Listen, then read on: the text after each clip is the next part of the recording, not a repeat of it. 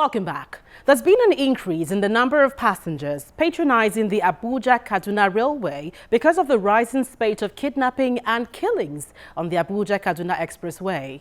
The 8th Senate had urged the federal government to increase the number of coaches plying the route. On FCT in Focus this week, we'll look at the operations of the Abuja-Kaduna railway.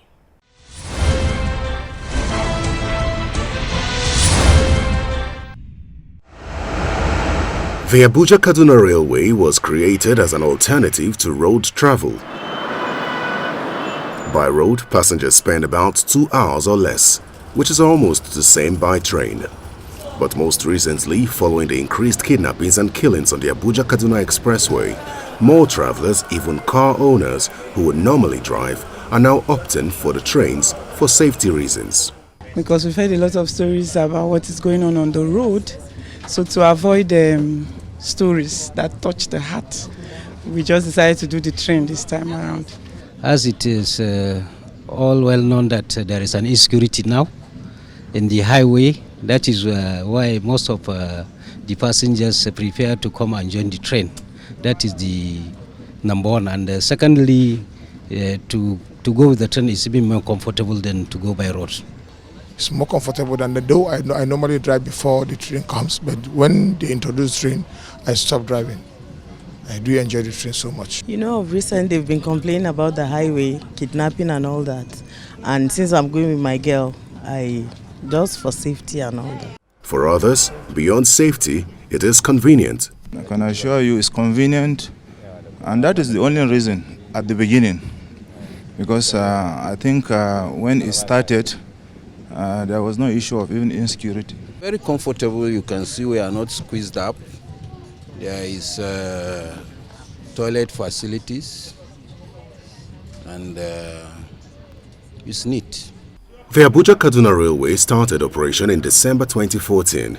It is a 186-kilometer line with standard gauge railway tracks from Idu to Kaduna. It has 9 stations and features both passenger and cargo trains. There are currently 2 sets of trains and 15 coaches on the service. One of the ticketing officers tells us that there is provision for minors and persons with special needs. We have 4 types of ticket that we normally sell here. We have the express ticket, that is for the express train. We have that of the shuttle train. We have minor ticket and we have special need ticket. The operations manager of the rail service, Victor Adamu, insists that the issue of ticket racketeering is being looked into. Anyone or any intending passengers that goes outside to purchase a ticket from anybody outside, not from the counter, you understand? We don't encourage that. So we encourage passengers to come at the train station. The first point of call is the ticket office where you obtain your ticket. And the fare of our ticket are boldly written on your ticket. If you are overcharged, you can ask questions. You understand? We have looked into that, and we have met all our station managers, is it Idu, Kubwa and Rigasa, to be and step up their game in order to fish out all these bad elements in our stations. It impacts on agriculture and the economy. The immediate past Minister of Transportation, Mr. Rotimi Amechi, had assured that electronic ticketing would commence as soon as the Infrastructure Concession Regulatory Commission completes the necessary paperwork. The move is to ease the stress of queuing at the train stations and to tackle ticket racketeering.